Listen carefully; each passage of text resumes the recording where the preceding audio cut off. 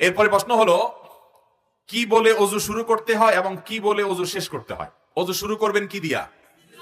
বিসমিল্লাহ দিয়া। ওযু শুরু হবে বিসমিল্লাহ দিয়া। বিসমিল্লাহ বলে আপনি দুই হাতের কবজি ধোয়া শুরু করবেন, বাস। এরপরে ওযুর শেষে কি বলবেন?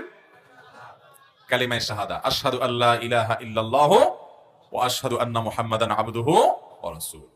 আপনি কালিমায়ে শাহাদা পাঠ করবেন। কোন কোন বর্ণনায় আছে আল্লাহুম্মা জাআলনি মিনাত তাওয়াবিনা ওয়া জাআলনি মিনাল মুতাতাহহিরিন। আল্লাহ আমাকে তওবাকারীদের এবং পবিত্রতা অর্জনকারীদের মধ্যে আপনি শামিল করবেন। ওযু শেষে এই দোয়া করার কথা কোন কোন হাদিসে আছে। তাহলে ওযু শুরুতে বিসমিল্লাহ পড়বেন, শেষে কালিমায়ে শাহাদা পড়বেন। এর মাঝখানে আবার প্রত্যেকটা অঙ্গের জন্য আলাদা আলাদা দোয়ার কথা অনেক বই পুস্তকে পাবেন। সেগুলো কোনো অথেন্টিক হাদিস দ্বারা সাব্যস্ত নয়, যে হাত ধোয়ার দোয়া এটা, পা ধোয়ার দোয়া এটা, মুখে পানি দেওয়ার দোয়া এটা, কুলি করার পা দোয়া এটা, নাকে পানি দেওয়ার দোয়া এটা, মাথা মাসাই করার দোয়া এটা, এগুলো সব মানুষের নিজেদের মন গড়া বানানো, এগুলো কোনো হাদিস দ্বারা প্রমাণিত নয়। হাদিসে আছে শুধুমাত্র ওযু শুরু হবে বিসমিল্লাহ দিয়া, শেষে হবে কালিমায়ে শাহাদা এবং ওই যে দোয়া আছে এটা। যদি কেউ এইভাবে উত্তম রূপে ওযু করে, শেষে কালিমায়ে শাহাদা পাঠ করে, আল্লাহ রাব্বুল আলামিন তাকে জান্নাতের যেই কোনো 8টা দরজার যে কোনটা দিয়ে প্রবেশ করার সুযোগ দিয়ে দিবেন।